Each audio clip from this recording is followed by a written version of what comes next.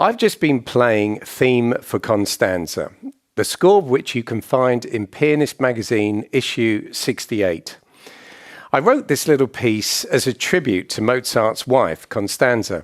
I wanted it to be reminiscent of a middle movement of a typical Mozart piano concerto, but with a slightly modern twist to the harmony and melodic treatment.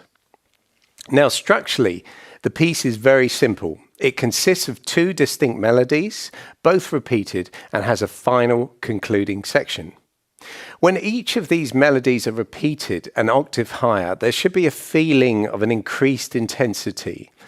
The second of the melodies, starting at bar 17, has the added challenge of this counter theme, played also in the right hand. We'll have a closer look at how to tackle this in a moment. Also, when playing the second melody, be aware that on both occasions there is a climax to the theme. For example, if I play from bar 19,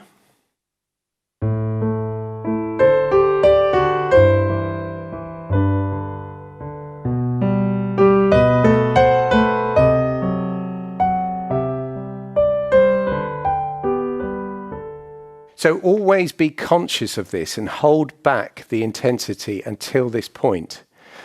Naturally, it would be best if the second playthrough of this melody has more intensity than the first. One of the ways of doing this is by using a little more ritardando, or slowing down on the second time. If I play from bar 27,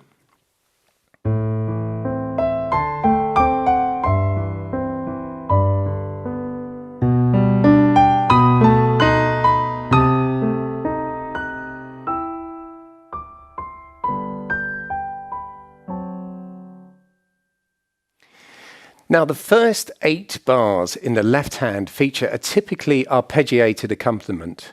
It should be played very smoothly with a little emphasis on those root notes. You can do this by holding them down for a slightly longer length. For example, from bar 3.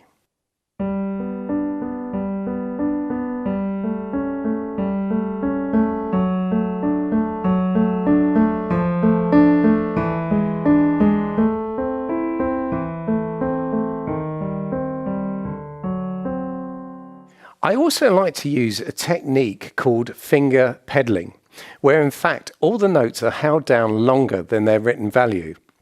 This is a really useful technique for creating a richer sounding chordal accompaniment, but not relying too much on the sustain pedal. For example, if I play this section without pedal, but with exactly the quaver length notes required, it sounds like this. If I do it from bar 5,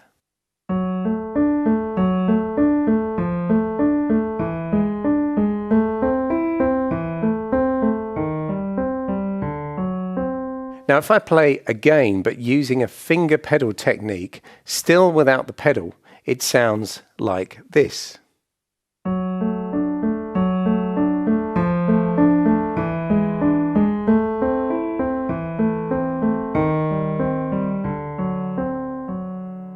Hopefully, you can see and hear the difference. If I play this again, but even slower, it becomes more obvious.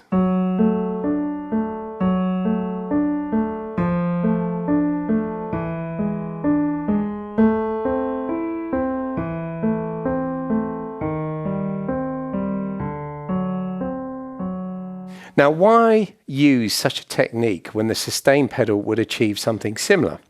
Well, this is where we also have to consider the right-hand melody.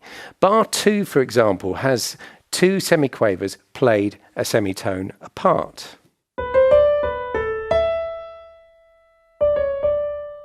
But there is a danger that too much pedaling would make these notes muddy.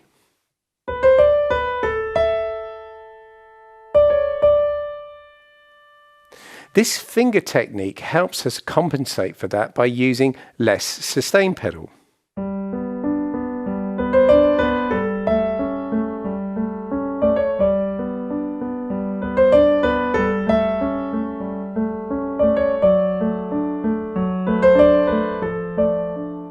Now, the next section from bar 9 forces us to be more reliant on the pedal. However, seeing as the left-hand accompaniment covers a wider range and therefore requires us to let go of certain notes, Those same semiquaver melody notes may require you to lift the sustain pedal at that point for the sake of clarity. At the very least, just be aware of the dangers.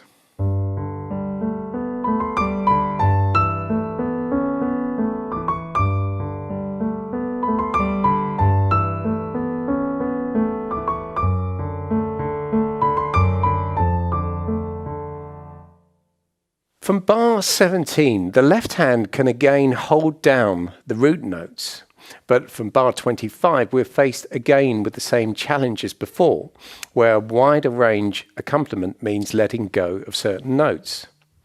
Now for the final section from bar 33, it might be wise to treat the left hand almost as a melody in its own right. So aim to achieve more clarity, which means using far less sustain pedal than before.